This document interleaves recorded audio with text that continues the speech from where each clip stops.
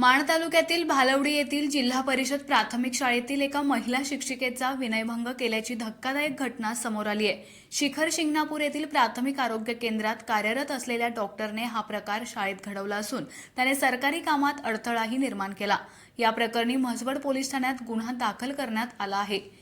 पोलिसांनी दिलेल्या माहितीनुसार डॉक्टर प्रमोद नारायण नारायणे राहणार मार्डी यांनी दिनांक 23 जुलै 2025 रोजी सकाळी 11:15 वाजता भालवडी येथील शाळेत जाऊन शिक्षिकेला शिवीगाळ केली, जीवे मारण्याची धमकी दिली आणि तिच्यावर हात उगारला।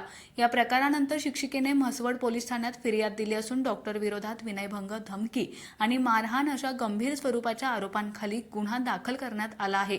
या घटनेमुळे ग्रामस्थांमध्ये आणि शैक्षणिक क्षेत्रात तीव्र संताप व्यक्त होत असून शासकीय कर्मचाऱ्यांच्याच हातून दुसऱ्या कर्मचाऱ्यावरील हा हल्ला दुर्दैवी असल्याची प्रतिक्रिया उमटत आहे।